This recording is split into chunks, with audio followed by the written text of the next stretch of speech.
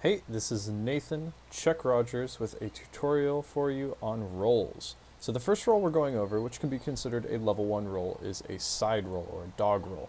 So we're rolling along our back using the hip first and shoulder second. That way we can get up right after a fall.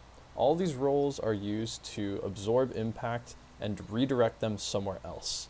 So taking it really slow at first is great, and we also need to be able to speed up the process later. So at any time during this tutorial, you can just pause the video, go practice it, and come back with practice.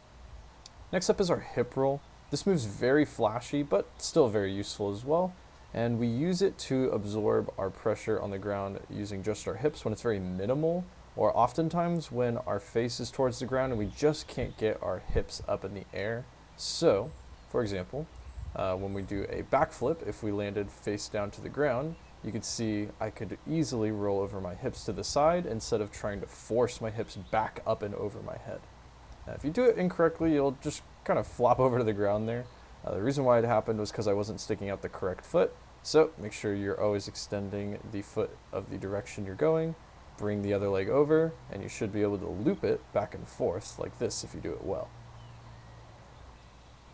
Alright, next up is the forward or shoulder roll. For this one, it is most commonly used to absorb impact from a drop, which is why I'm demonstrating it with a jump. So what you can do is use your feet to push yourself forward, use your hands to ease your shoulder in, and stand up right afterwards and keep running. For this, you're going to want to feel out your back and see where all of the bones and muscle are. It's really important that you're not rolling on your shoulder blade or your collarbone up here, otherwise it'll hurt. So instead, you want to roll right in that little center part, and of course, you're going to be using the grass here, so absorb using a diamond shape, putting your head to the side, and going right into that open exposed space. Once you feel pretty comfortable, and you're making sure that you're tucking your cheek in every time, you're going to do that roll.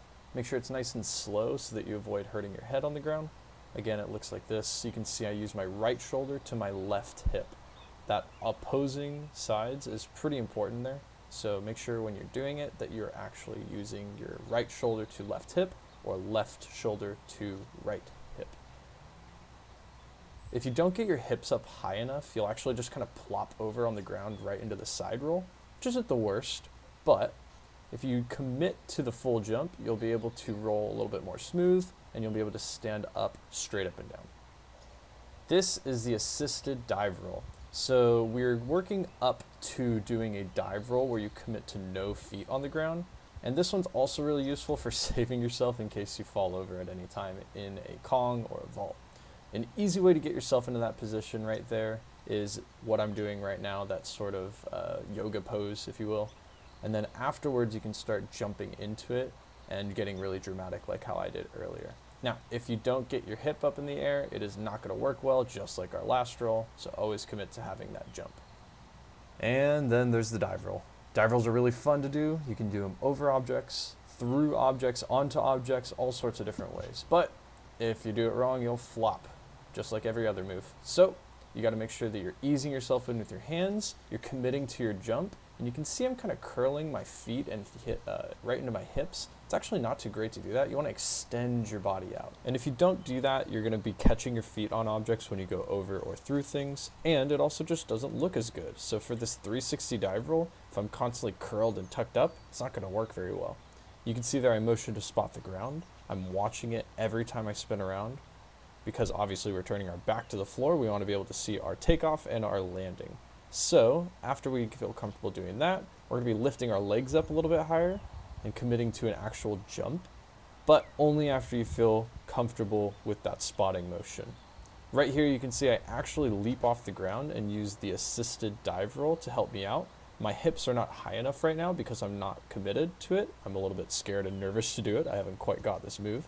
So I want to be able to commit to extending my body, but also the safety of not landing face first on the ground. And once we've done all of those motions, it's just releasing our foot off the ground, but until then, gotta practice. So, thanks for watching. We'll see you next time in the future.